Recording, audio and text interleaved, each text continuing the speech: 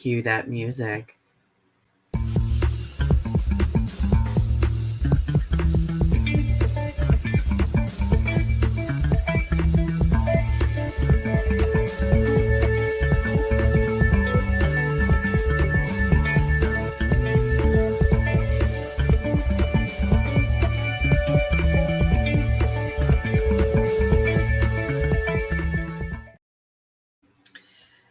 You know what we should do?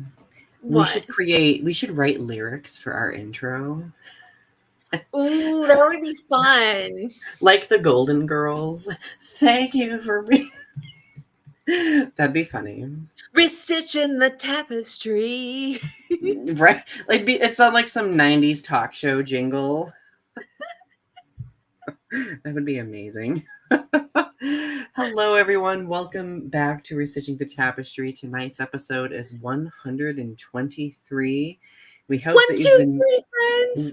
1, 2, 3. It's so hard to believe that we are firmly in the 120s now. Like it feels like yesterday we were at episode 23. I know. It's 1, 2, 3. As easy as ABC.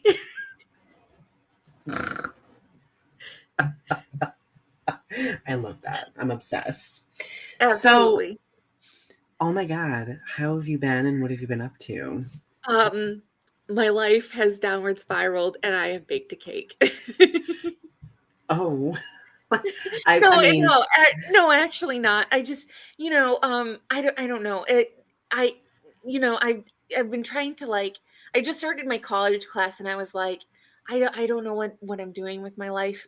Because I was creating a character for, because I have to write a 1-act play for this screenwriting class. And I was like trying to think about like what I wanted to create this character with.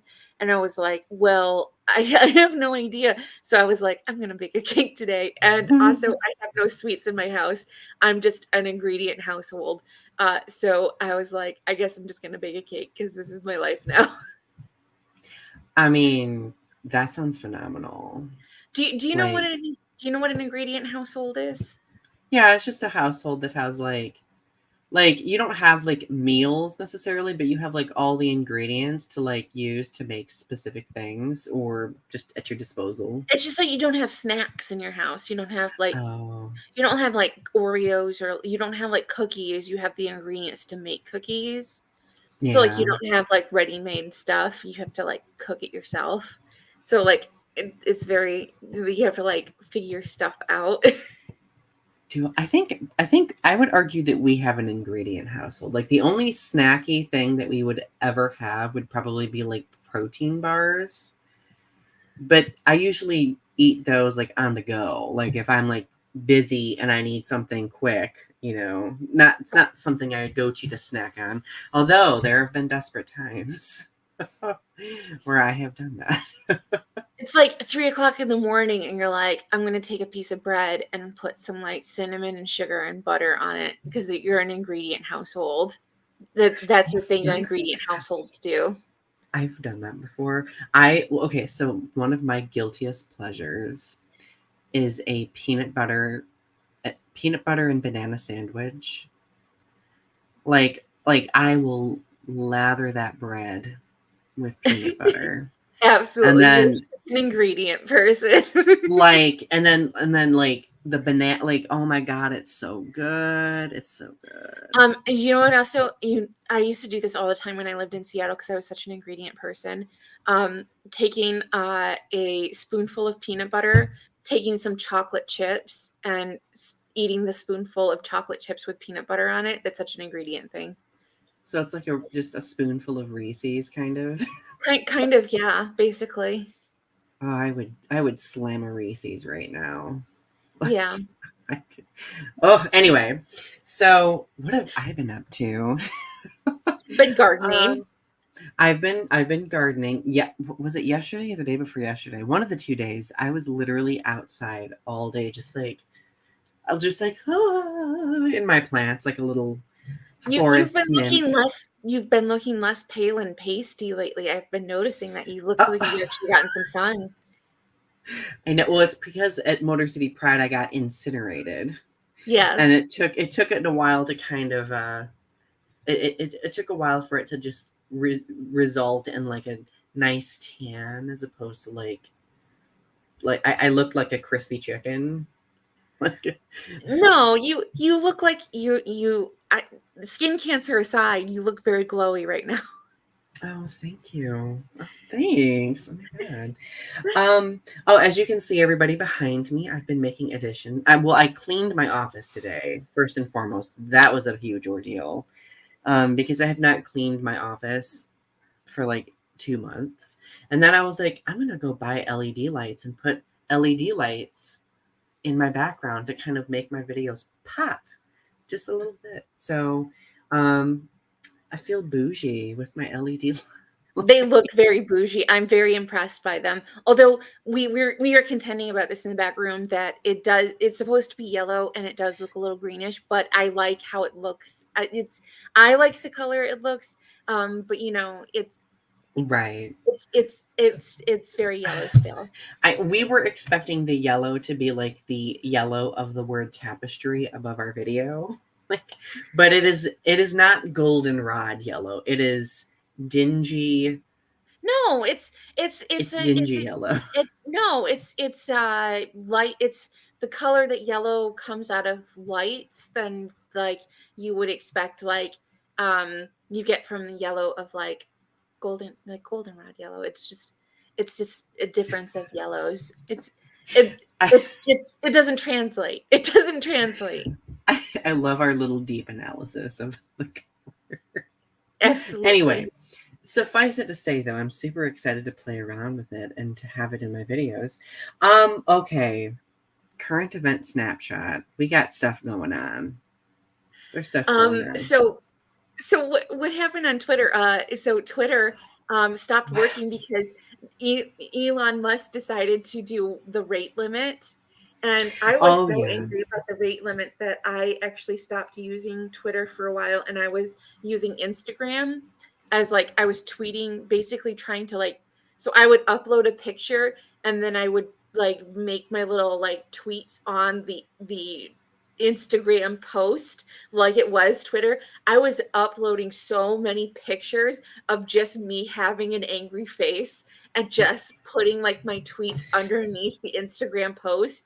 It was just me having like an angry face underneath it. It was so hilarious. And then what came out was Zuckerberg decided, hey, I'm gonna capitalize on this and I'm gonna start a rival Twitter, which was Threads. Right. Like the Zuck, like the Elon versus the Zuck. It's happening. And so, like, I've been following the billionaire drama, on Twitter. And like, I was also very angry about like the rate limit. Like, I literally just scrolled for like maybe 5 minutes on Twitter and I hit my rate limit. Like, and then I couldn't view anything anymore. Like, that defeats the purpose of being interactive and scrolling and keeping people looking at your social media, right? So, But it literally only lasted for like one day and then they turned it off, apparently, I think, because well, the it's probably next because day, they had so many people mad. well, employees were walking out. Did you know that? Did you know that I did. I did employees were not hear tweeting that. employees were tweeting at Elon like all of these horrible things. There was pictures, a video of them calling him like a dirty, rotten scoundrel and stuff, and it was like scrolling across like Twitter headquarters and stuff, and like all of these like mean, hateful things. And they were literally like adding it at Elon as they were walking out of the building. So, Oh, um, and like Twitter is breaking. I don't know if you noticed, but like Twitter is breaking down. Like it's not working properly because they don't have enough people to run Twitter. Like they just don't have enough employees. yeah. So like it's it's not working the way it's supposed to. So the fact that more employees are leaving is not good. So Yeah. obviously he was like, "Oh, this is unpopular. The few employees that I do have, I probably should keep them." So he probably was like, "Oh, I probably should backwalk on this." I just, what is he doing? I What, don't like, know. he is literally destroying. Like, don't get me wrong. Like, I used to really love Twitter, and I'm very salty about the It's fact just that like he's taken it and turned it into like this dystopian hellscape of nonsense. it used to be like if there was breaking news somewhere, if there was something that happened in the world, you found out about it first on Twitter. I remember when Michael Jackson died, first place I found out about it was on Twitter. I found out about it before anybody else. I told everybody I knew that Michael Jackson had died because I found out about it right as it happened on Twitter. And Right. there's so many news events like that that I found out about it because it spread like wildfire on Twitter. And it's been such a valuable resource over the years for so many breaking news stories that it's just like you Yeah. know about it because it happened on Twitter in real time, and it's such a valuable resource for those things that Yeah. it's so visceral, and so you're so close to the news and you're watching these things happen. It's very detrimental in that way because it can cause like an emotional PTSD. Like I one thing I remember is there was a protest in which the driver cut through the crowd and was running people over, and I remember how devastating it was because they were watching live video of people getting run down like through the crowd. I remember that, and it was like super devastating because you were watching live video of people getting run over like in real I remember time. seeing that. Yeah. That was And very like, ooh. but like so it can be devastating in that way, and that you're like seeing like really traumatic things, but like also at the same time you're seeing like you're getting that information really fast, Yeah. I or think at of least all you the used to. social I think all the social media outlets, like Twitter has definitely been the one that's been most immediate, like almost in live time things being reported. Quickly the comments. Arpy is here. Hello. And then my twin, Kaiju Kim, is here. Hello. It's good to see you. Yeah, Kaiju Kim and I just got an account on Threads today. So speaking of that, so like I was just bebopping around and Britt like he had today off, so he was just like, well, being that my account was banned on Twitter, he was suspended on Twitter for no reason. It was completely asinine. So he's like, well, I just got an account on Threads and it's great so far. So I was like, well, I got to get an account now. So I did, and I've actually been kind of enjoying it. Like it's been like, of course, this social media platform is very much in its infancy. I don't expect everything to be perfect. Um, The one thing problem that I miss being able to see the trends. I miss that. Anyway, what were you saying? the problem with like Facebook and like Mark Zuckerberg is that historically speaking, Zuckerberg has manipulated news sources and manipulated like how you viewed things, like the way Mhm. that the feeds worked and the way that things came across your feed. So I can imagine like with this thread, you're not seeing things like in order, and they're going to manipulate the way that you view things and the way that things come across, like how you view them. So like because they do like these little social experiments on how you know how things affect you, and they do things as a way to like manipulate like your Mhm. opinions about things, and like do things for certain algorithmic purposes. Like I noticed that you couldn't just follow people under like keywords like you can on Twitter, or like if you like a certain topic you can just follow people under a certain topic, or like it'll show you things that are related to your interests like you can on Twitter. It was just Mhm. showing you like big names. So like you Right. could only Yeah. follow like big people, like so it's sort of like there's this cult of celebrity that's happening on Threads, and that you have to like find specific people, like you have to know people's ats to follow them specifically, and that you can't follow people under specific topics to find people who have the similar interests to you on Threads. And that's very different atmosphere, that you're like looking Yeah. at celebrities more than you're looking at normal people. Right. I mean, it's very possible that as it grows, that might alleviate itself, but I've noticed that too. Um, I do think that there are things that Twitter has that just no other social media platform could possibly have. I do appreciate Threads seeking to kind of, you know, create their own version of like that short form social media interaction, right? So I'm excited about it, but we'll see where it goes. We know in the social media world how fleeting things can be, right? It just sort of feels like it's for the popular kids, and that if you are not popular, like you're not going to get the eyeballs on you. Like the Right. chances of people looking at your tweets or your threads are much smaller. Yeah. So let's talk about the other big event that you told me about in the back room that's Oh, happening. so in South Korea, there's a salt shortage right now because people are stockpiling salt.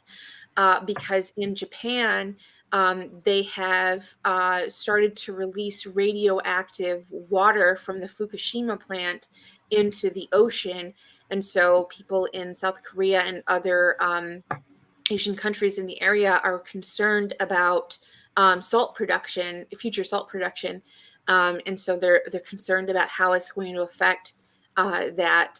So that's very interesting.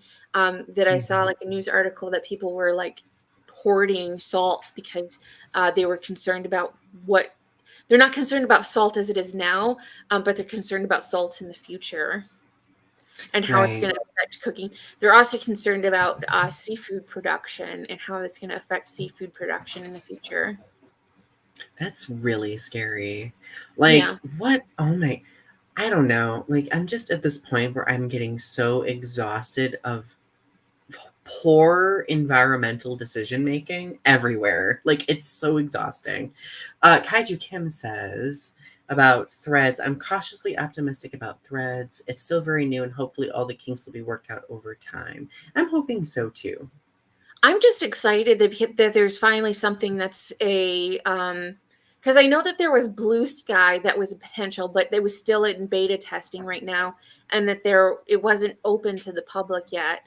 But there was kind of like an alternative to Twitter. So if you got mad at Twitter, there was like somewhere for you to actually go to, and if you wanted something to like that if you got frustrated with Twitter, you could actually just turn to Threads and start using Threads and like have something like be like if you said "f you Twitter," you could be like, "Hey, I'm going to go to Threads," and it was sort of like you had that alternative then. Yeah, yeah. I just there's so much happening right now. So like it's interesting that you mentioned the Fukushima because I feel like because there's been so many other things happening with like Twitter and Elon and everything like that, that like it's been kind of just causing other important events to be glossed over, with all of that, hullabaloo when those other things are actually super important and worth talking about too in the world, right? Yeah. So, are you ready for the mission statement? It's your turn I am today. so ready for the mission statement. Are you ready for the mission statement? I am. All right. We live in a dynamic society where social media shapes us by creating greater opportunities for connection.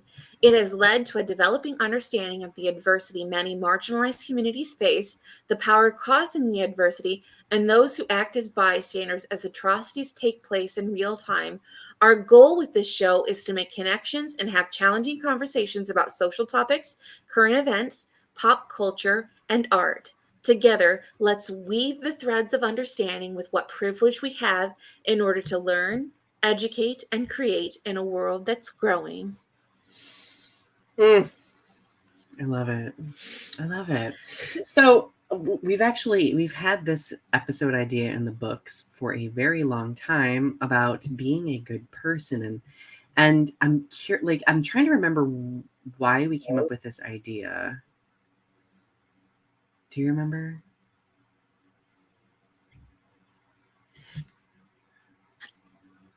Um, well, first of all, we talked about it because for me, oh, we froze. Oh no. So we talked about it because personally, for me, um, for me personally, the reason why I wanted to talk about it is because I had gotten on the topic of the fact that I had been in jail, and so and I had had a sordid history of dealing with things that many people would perceive as me being a bad person, or the perception that I am a bad person because I've struggled with mental health issues, and that society deems people who have, because of media manipulation of um, the way that people view bipolar or certain mental health issues, as sort of a moral failing, and that you can come off as a bad person because of the way that the media views certain mental health conditions, that you are a villain in a certain way, and that you are a bad person because of the way that the media views certain people with mental health issues. And so Mm. it's very interesting, the way that I wanted to talk about that because over time, um, there has been a certain villainous, historically speaking, there's been a villainization of certain things, and there's been a lot of stigmas, especially with Hmm. bipolar and like schizophrenia, and because there's a certain amount of like light mental illness, or easy mental illness, which is depression, anxiety, um, you know, autism, ADHD. Those are considered light mental illnesses, which are, not as considered heavy mental illnesses, um, not the scary mental illness where, um, you know, where people perceive you as a threat to others. But then there's the heavy mental illnesses such as schizophrenia, bipolar, schizoaffective disorder. These darker, scarier mental illnesses, where there's or borderline personality disorder is also one, where narcissistic personality disorder, where it's sort of like if you have psychopathy, that's another one too, Mm. sociopathy. If you have these mental disorders that you are a immediate and scary, imminent threat to other people. That's interesting. And well, and so we could definitely examine it on the wavelength of mental health and identity. I think we could also extend it to people have defined bad people by simply not understanding those people or fearing them being different in any way, right? Like Hmm. being in the LGBTQ plus community, I remember when I first came out, like I had people like refer to me like I was this horrible, bad person for simply existing. And of course, arguably that sometimes still happens today, but no, like I think this topic's important because it's so like defining the difference between a good person and a bad person is very much based on an individual's history and their understanding of people or the people around them, if that makes sense. At least that's just my impression. And it's So, interesting because it's the mere fact that because I went to jail because of mental health issues, um, some people would deem me as being a bad person because I had struggled with mental health issues, and because I had been arrested and gone to jail for those things. I have been deemed a bad person, and even though it was just me struggling with my mental health, and that it was a step towards me working on my mental health, I have been deemed as a sinner or a bad person, or so it's very interesting getting these labels, because, mhm.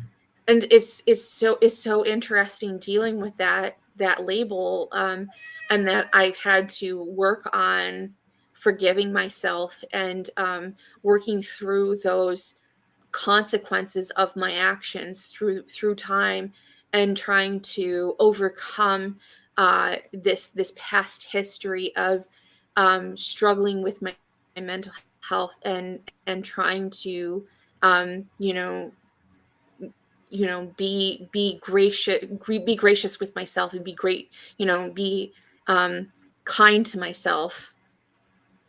Yeah. No, that's an interesting point that you made, and we're going to come back to that in just a moment too, because I want us to like delve into like our histories a little bit. Um, so, like one of the discussion questions I have tonight is, what in our opinion does it mean to be a good person? Now, we could give our individual definitions, but we could also kind of give society's definition based on what we see filtered through media and all of that. So, I would argue that societally speaking, people think that, and honestly, Arpa, your definition kind of fits what I was about to say too. Arpi says, I think a good person is someone who is understanding, accepting, and willing to learn from their mistakes. But I also think on a broader level, society deems good people as people who don't who don't go against the quote unquote established norm, because the people who do make others uncomfortable, and that's where those seeds of like, oh, you're a bad person, you're different, like, oh, I'm like, that's where that comes from. I think in American society specifically, there is kind of like this understanding that if you are a Christian conservative, if you are if you are a God-fearing Christian church-going person, that automatically assumes that you are a good person. That if you go to confession, there's a certain amount of Catholic confession. Um, if you repent from your sins, no matter how many sins that you go to, there's a certain amount of like absolution from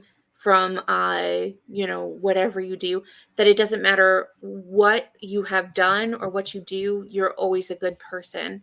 And it's sort Mm-hmm. of like the rest of us are just dirty sinners because we're bad people because we don't own up to what we do or something, or that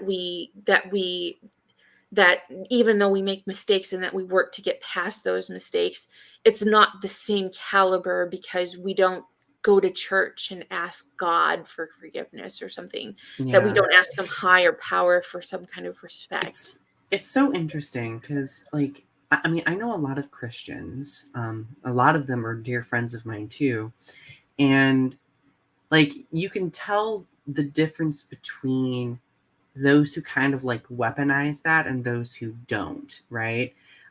Because like, I mean, going back to what we were talking about earlier, like there are different schools of thought when it comes to being a good person. There's like that societal level, there's the religious level, right? There's like the media perspective on like how they illustrate what makes a good person. But I also think that certain groups of people assume that their definition of being a good person should be everyone's definition, of being a good person, right? Um, let's see. Kaiju Kim says, now there's a lot of nasty people that refer to themselves as Christian. If they truly were what they are, they wouldn't treat others the way they do. Right. And I learned that like very much the hard way when I came out a long time And I'm ago. not saying that all Christians are like this, but it's Oh it's no, yeah. it's basically saying that, like, just because you're Christian and just because you ask for forgiveness doesn't mean that people who don't believe in those same things, who don't feel guilty for the things that they do and don't seek to change their life in some way, just because they don't ask God for forgiveness. It's not that they don't seek to change their lives. It still doesn't make it Mhm. any less, impactful that they're still changing their lives without God. You know what I mean? Yeah, yeah. Well, and well, because I was mentioning I mean, coming out, right? Like I've had quite a few Christian friends, and some of them would react as though I was a bad person, right? And then I would have others who were like one of my dear friends would always say like, God loves everybody and God is love, so I love you and accept you for who you are, like kind of a situation. That was so empowering to me to hear, especially considering I've had like my fair share of religious trauma, right? So no, like I think that the people who are loudest in that community, who are so quick to judge how others build onto their life and, you know, develop themselves, like those people are those nasty people, I would say, for sure, that are just kind of weaponizing things, right? Mm-hmm. um Now, when did you first when did we first discover the difference between good and bad people? Like when were we first able to perceive that? Ooh, I think it was early on in life because see, I stopped being because I grew up in the Catholic Church. My family was Catholic, and I went through my catechism, um, when I was 7, 8 years old, and shortly after that, I left the church. But I think I realized that good and bad people really existed. Probably like just around that time. Um, that good and bad people existed. With or without religion. I think that it was around that time, around my first catechism, maybe around the time of my first communion. I think that Mhm. that good and bad people existed. Um, I think that it was around that time that I started really thinking about what good and bad was, because I learned what confession was, and I learned what sinners were, and I learned what sinning was, or what I was learning about what morality was, and what it was the beginning stages of Yeah. those things. So all of this stuff was being taught to me, about that stuff. So I think that it was 7, 8 years old. I really was starting to think about it. Yeah. No, I think that was about the same age for me too. I started noticing it. Well, like, I am no stranger to talking about the fact that I have a lot of like family trauma with regard to my maternal grandmother, right? Yeah. Um, and I think I started noticing the difference between what it means to be a good person versus a bad person based on observing the drastically different ways that my two grandmothers would treat me, right? Oh yeah. So like one grandmother was serene and kind and selfless and just very, like, don't get me wrong, like she, like if you stepped over a boundary she would let you know, but there was no like screaming or abuse or emotional manipulation or, you know, anything like that. But on the other hand, with my other grandmother, like everything turned into like this emotionally manipulative game, right? Where like if I didn't do something she wanted me to do, I was denied something. Like I was denied food, or like I was denied being able to go to the bathroom, or you know, like Mm. just wild things. And at that age, like when I was younger, I was like, oh, I guess maybe I'm being a bad kid or something. But then as I got older, like 8 or 9 years old, I was like, this is not normal treatment that someone should experience, right? Yeah. And of course, as I grew older, I realized that what defines a good or a bad person largely is, you know, how they hold themselves accountable for things that they might do wrong, right? Like if somebody does something wrong, there's two things you can do. You can either, you know, hold yourself accountable and grow as a result of whatever wrong thing that happened, or you can weaponize it and gaslight it against the other people who are perceiving and observing it to make it seem like they're the ones who are incorrect. Does that make sense? Yeah, it That's does. when I started observing like the difference like between people's like their motivations for that type of behavior, I guess. I think I understood that too. I think before I had the words to articulate it, I knew that my father was a bad man. Um, when he came home after breaking my mother's arm, I think that I knew, like, I didn't have the words to articulate it, but I knew that he had done something bad, and I was scared of him. And I think because it was sort of like how you knew that your grandmother was bad. It was sort of like I just had this instinct to know that my dad was bad and that I didn't want to be around him.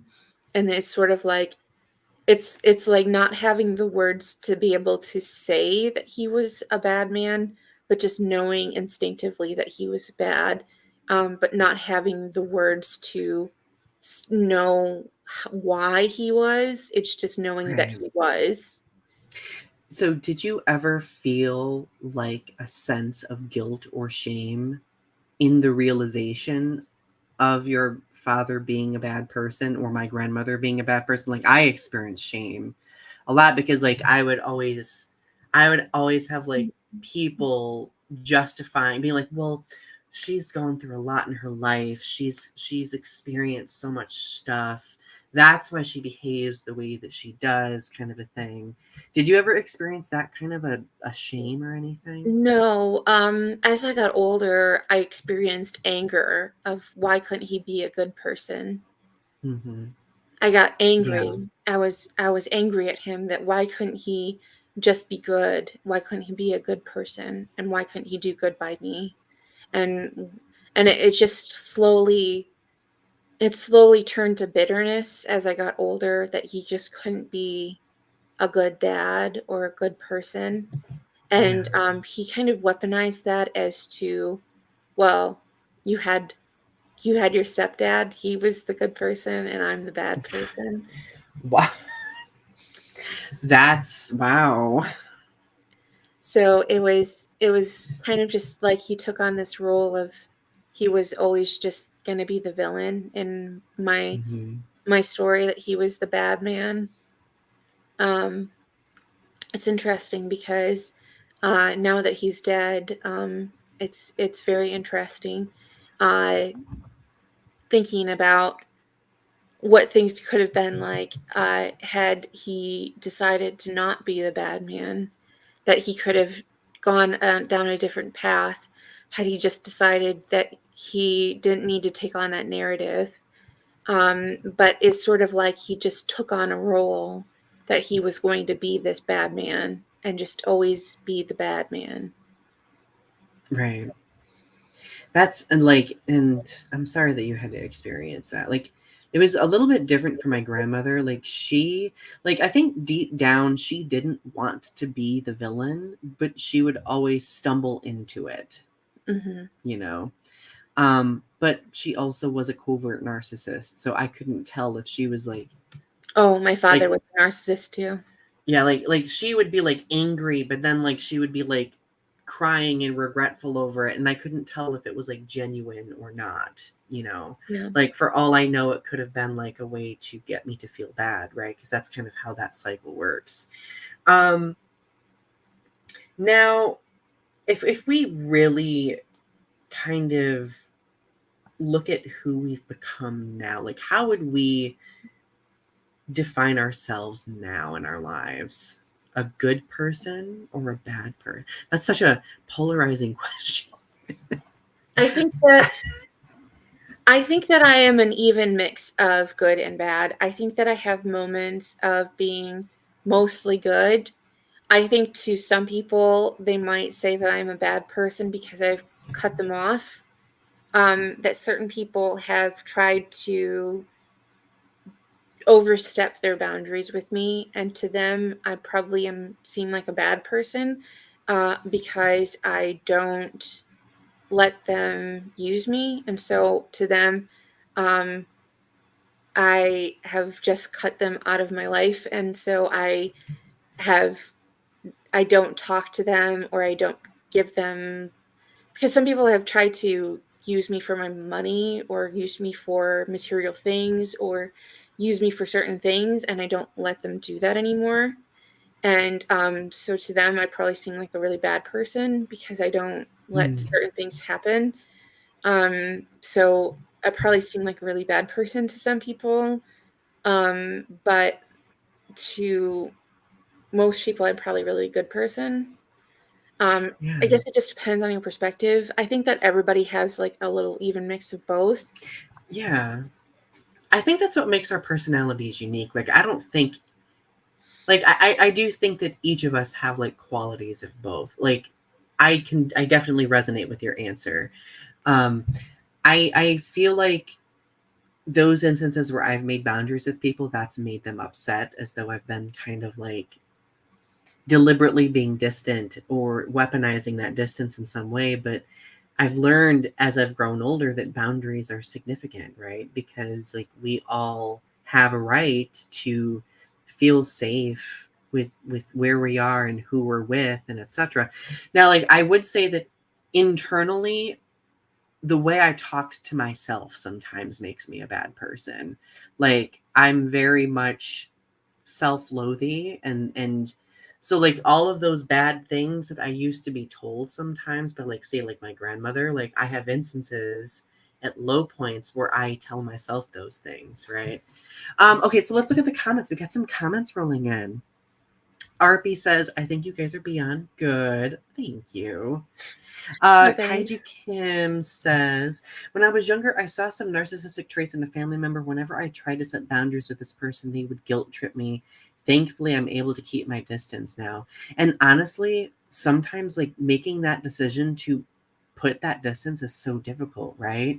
I know like when I've distanced similar people in the past, like narcissistic people who would guilt trip me, like that guilt tripping would kind of like act as like this weaponized shame, if that makes sense. And people make you feel so bad, like, oh, not everybody's a narcissist, but there's so many people in our society who are narcissistic. Like it's in American Oh, in society, there are so many people who are narcissistic that like yeah, it's so common, and yeah, like people don't realize like just how common it is in our society. Like narcissism in modern society is just so, and is like so normalized, and yeah. it's like you have to distance yourself from certain people because people just let that go, and let it is just so normalized. Or it's the people who are like, well, that person's your parent.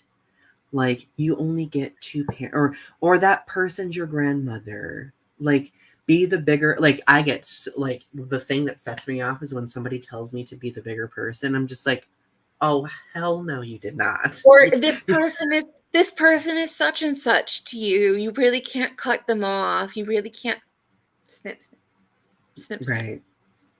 Like it's like it's such a it takes so much to get to the point that I think all of us in this conversation have gotten to where we're able to make that decision to set a boundary, right? It's Like like because don't let them, don't let them get, right. don't. Yeah, like don't give them that power. And the truth is the other people who often say those things where they're like, well, that person's your parent or whatever, those are also, if especially if we're talking a narcissist, they probably are also victims of that narcissist. Mhm. But they are kind of just validating that person's behavior because they've not reached a point themselves where they are able to create those boundaries, right?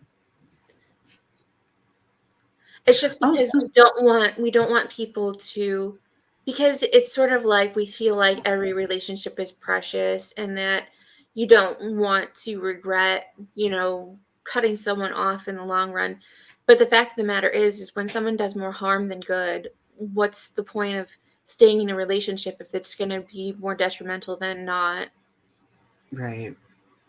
And I think as you get older and as you get more experience with people, like I mean, like having been through high school and college and work situations and etc., like I think that you kind of develop an intuition as you get older for knowing when those boundaries are crossed or knowing when it is important to set one, right?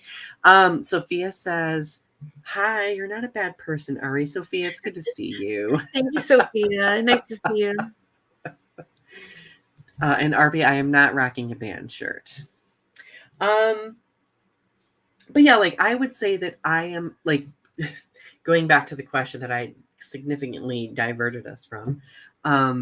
I feel like I definitely am a mixture of the two as well. Although I do feel as though I am like I feel like I am a pretty good person to people. I have things that I always need to work on. I may not always make the correct decision, you know, all the time, but I think what defines us as good people, going back to what we talked about earlier, is like what we do when we get to those points. Like what do we do with making mistakes? Like, do we work toward improving, or do we kind of internalize them and pretend they aren't there, or weaponize them against people, right? Like there's Right. different options, right? Mhm. um so what are your biggest, okay, we'll do a quick funny one. What are your biggest bad person pet peeves, and how do you think people can avoid them? I hate when people don't use their turn signals or cut. You know what it is? You know when you're in traffic and they have like the construction where they close the lane. I hate when people go all the way to the end and then get over at the very last second and they cut a bunch of people Oh, off. That is my biggest bad person pet peeve. It's sort of like if you know that they're closing a lane, do not wait until the very last second and then just cut a bunch of people off because you are impatient. You get over early and often and get in line like the rest of us. You're going to get through just like the rest of us. It'll be fine. You're not going to cut a bunch of people off and be mean. Like Ari, I could write a dissertation on the amount of things that piss me off while driving. And honestly, some of them might be me being a little bit of a bad person. A little bit. A little but bit. that Um I don't get pissed off about many things. I don't get pissed off about many things, but that is one thing that just if the lane is closing, just get over. Just get over. Kaiju Kim says, I hate when people honk at the person in front of them 0.2 seconds after the light turns. Or like, Yes. have you ever had it that somebody like cuts you off to like rush in front of you and then they pull up to the stoplight just they like rush to get in front of you and And then they and and it it's didn't help them. and it didn't help. It's like congratulations, we're both at the stoplight now. So those people upset me. I also, they're like, I think that people who, like, if we're on an interstate and they merge into a fast lane and they just sit there If you're in the and they fast just lane, go sit fast. there, like that, for some reason sets, like, I get so I, angry. I I'm can just, understand. I can understand that sometimes you get forced into the fast lane if you're a slow driver because sometimes trucks will force you oh, into the fast lane. I yeah. understand that. I get it. Like if you're an old person, I understand. Like you get scared, you get forced into the fast lane. You don't want to be in the fast lane. I understand. Like I get it. It sucks. But like but sometimes people will just go into the fast lane because they don't want to be in the slow lane. And so they'll just be like driving as slow as possible. I get it. Just don't Yeah. do it. But it's I, like, another thing is, well, this is actually a grocery store one. what's the grocery store one? I get road rage in the grocery store How do while you I'm while I'm driving my how does car around. how does it happen in the grocery store? So when I go into a store, let's pretend I'm going into Meijer. I have a Okay. grocery list. I have things to get. I'm ready to go. I'm ready to get them. It's busy as hell. The people who leave their cart in the middle of an aisle, wedged diagonally, and they're What? trying, and they're like literally just staring at the sole of an item for like 10 minutes, I taking up an entire aisle. do people do that? Where They you do that. They I like, I have to be like, pardon me, like, I've never experienced that. That must be just where you are in Bay City. oh, I've experienced that The at Midland. multiple places. Like, Really? you must have very respectful people at the grocery stores where you are. I don't ever get um that. That's so weird. That's crazy. Is it just like hometown small town living or something? I don't know. Like Midland's not like a small town though, so it's like I don't get it. Like it's just, And mind you, like I also try to like think to myself, I'm like, okay, Donnie, not everybody's in a constant gay hurry like you are. Like, I calm also go to down.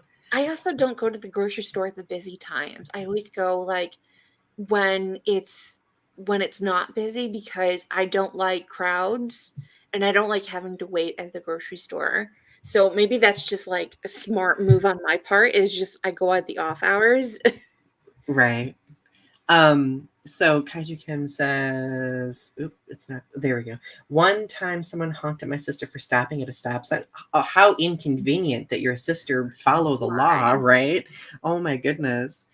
Sophia So when says, drivers in Grand Rapids suck. They wait 5 seconds too late to turn. So, not the true story. My mom says that whenever she drives her black car, it's just like a normal black car. It's her old lady. She says it's your old lady car. Every time she drives that car, people will zoom past her and flip her off. Whenever she drives her convertible, her hot red convertible, nobody gives her any business. She says it's because she's an old lady, and so people give this perception that she's a slow driver, that she when she drives just a regular car, but when she's driving convertible, they think that she's driving faster than she is, but she's driving the same speed. People are so asinine. Oh, Kaiju Kim. Flashbacks of working at a grocery store. Oh my No, God. no, thank you. No, thank you. Working in the service industry, you quickly discover good people and bad people. Like, retrospectively speaking, that might be the easiest way to spot Uh, good people or bad people. Working as a waitress, who would tip you and who would not tip you is a good way of telling who is a good person, who is a bad person, as who would tip their server. Or like working in retail, like, so 95% of retail establishments have like rewards programs, so like they always will ask you for an email because it's required of them to do so. I would have people eviscerate me for asking for an email. Like Why? like like one person one day got so mad at me for just being like, okay, let's ring you up. Can I get your phone number or email, please, or whatever? They basically told me that I was the reason why I was stuck in retail is because I was just a no good nobody. Like they like eviscerated me to my soul. And I'm standing there, I'm like, I just asked you for an email. Like I wasn't asking you to sacrifice your firstborn to me. I used to work as a person who dealt with magazine subscriptions over the phone, and you learn quickly who's a good person, who's a bad person by who would call in and ask about their magazine subscriptions. People would just yell at you for the lowest rate, see if they could get their lowest rate, and sometimes they would just yell at you just because. Sometimes they would, because it was always the old people who were just angry about their life. They would just call you and just yell at you, and just for no reason. Sometimes they would just call and they weren't even asking you about their subscriptions. They would just yell at you for about 10 minutes and then they would hang up. Suffice it to say, like there's a lot of horror stories, right? Um oh, people who leave raw meat in the magazine rack. Wow. Oh no. No. People people who shit in a fitting room. Now, No. like if there's an emergency, like okay, so if there's an emergency and somebody gets sick or has a condition, like that's totally understandable, whatever. But I used to have people who would like passive aggressively be upset over something and they would literally go to the fitting room and shit on the floor. No. And guess who'd have to clean it? Woo! Larity does not like that. Larity is not feeling that, is he? So No. we're getting near toward the end. I guess the one big question is it more difficult to be a good person or a bad person? I think it's really easy to be a good person. I think that I think that society, I think people make it seem like it's so easy to be a bad person and that society sets it up to be a bad person. But honestly, like I feel like it is so easy to be a good person that that you know, I think we set our that it's that we set ourselves up for success, honestly. That Yeah. honestly, if you do certain things and just like it's so easy to be a good person. I know it's easy to fall down that rabbit hole of being a bad person and that all it takes is just one bad day to fall down the rabbit hole of being a bad person, that you could get arrested, that all it takes is one bad moment to get arrested and then you're down the path of being a bad person. But the fact of the matter is that it takes one good thing and then you're down the path of being a good person. Yeah. It takes one kind word, one kind gesture, one smile, one thought that today is the day and you're going to be a good person. And then you're Affirm down that path. Ooh, affirmations are so important. Yeah. What, like, when it comes to like self-worth and being a good person, like, do you have like any like majorly important affirmations you tell yourself? Um, that today is a new day and that I'm going to make the most of today. I like that. I I like always, because that. what I do every morning, I don't know if you know this, but every morning I wake up, I do my meditation in the morning, right when I wake up. And then right after I do my meditation, I do a to-do list of everything I'm going to do that day. And every day I work on my to-do list. I try to get everything done on my to-do list. And then at night, I check everything off that I've got done. And I think about the rest of the day, like what tomorrow is going to bring. And then I just let everything go at the end of the night. After I do my night meditation, I work on starting over for the next day. And every day I delete my to-do list and I start over again tomorrow. I love that. I love that. For me, I've shared this affirmation before, but like realizing that I deserve to exist in the spaces I inhabit, like that's like probably top number one for me.